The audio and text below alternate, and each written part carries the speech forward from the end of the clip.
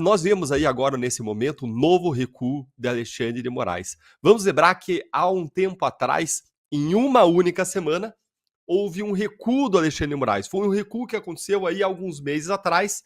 Ele recuou na sua ofensiva contra o bolsonarismo, como na época divulgou um veículo de imprensa. O que por si só já é muito estranho. Um ministro não pode fazer uma ofensiva contra uma ideologia. Isso é absolutamente descabido. Mas é o que se noticiou na época.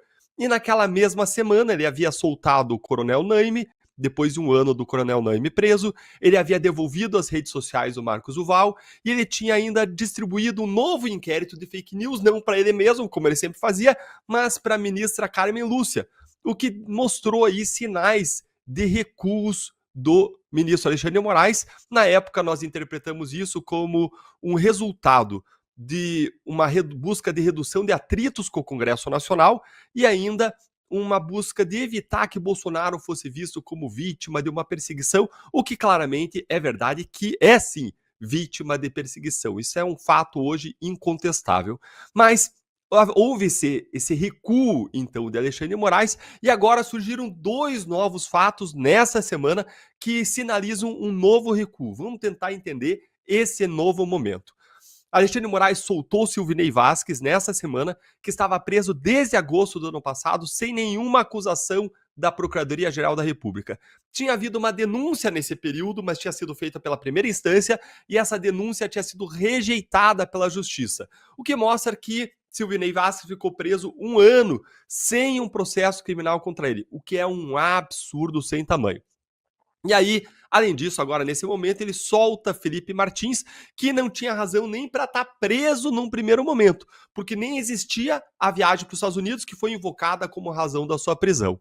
E aí, ontem à noite, nós fizemos uma live com o advogado do Felipe Martins, com o doutor Sebastião, uma live marcando o tempo de 6 meses de prisão indevida do Felipe Martins. E nessa live, o doutor Sebastião, ele manifestou a sua indignação pessoal em relação a tudo que estava acontecendo.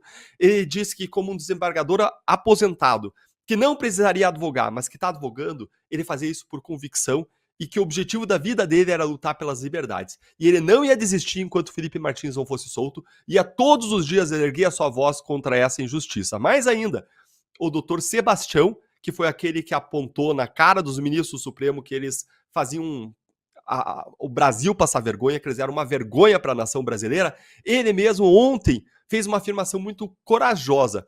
Ele acusou o ministro Alexandre de Moraes de tortura e de prevaricação no caso Felipe Martins.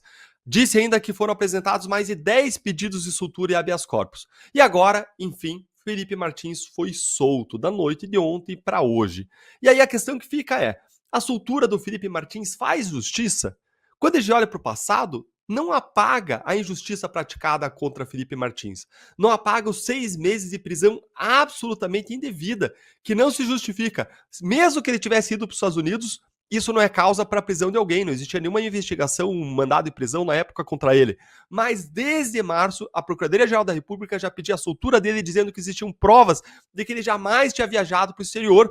E veio prova depois de prova, depois de prova, só confirmando que ele nunca viajou. Precisou 6 meses para o ministro Alexandre de Moraes reconhecer aquilo que já era óbvio desde o início, mantendo uma ilegalidade ao longo de 6 meses. Uma prisão sem justificativa e, pior, sem acusação criminal que permitisse sequer que Felipe Martins se defendesse em relação a algum fato de que ele pode vir a ser acusado ou de que ele seria suspeito no momento.